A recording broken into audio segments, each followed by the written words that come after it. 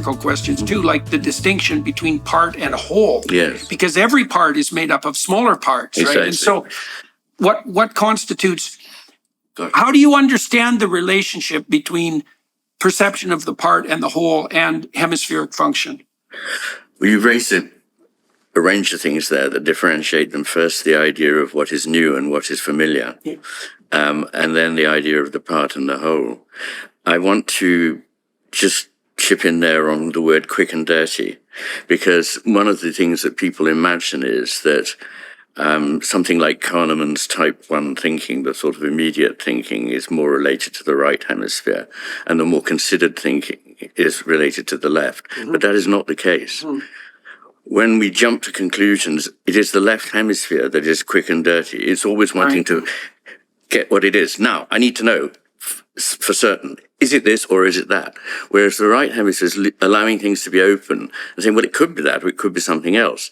Now, the problem is that when you want to grab a detail, you can't afford to be hesitant for too long. You've got to kind of pounce on that mouse or pick up that seed or whatever it is. And so the left hemisphere being essentially in service of our ability to grab things does tend to simplify very, very much compared with the right hemisphere. So I definitely appreciate the word Gestalt. The right hemisphere is the one that sees Gestalten, that is to say, wholes which cannot be reduced to their parts without loss. I wish we had a proper word for that in English, but perhaps the word is whole, because wholes are of this nature. But as you say, when you go down, what we call a part, and I think that's an artifact of the left hemisphere, is a whole at another level, effectively. And so there's always that paradoxical interplay between unity and multiplicity at every level of perception. At every level of perception, and that is another theme of mine, the business of mediating unity and multiplicity, because of course we need both. And we need diversification, but we also need to have it so that it doesn't threaten the integration of the whole. And I see the process of the cosmos, actually, as maybe we're running on here, but I mean, why not?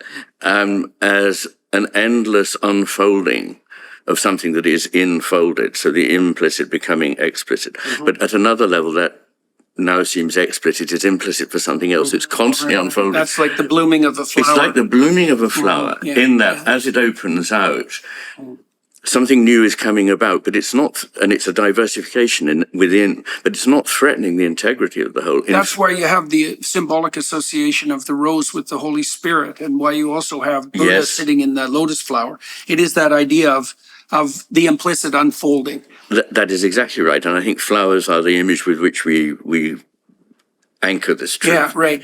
So yes, but it's not so as to damage the integrity of the whole, but in fact to fulfill its potential.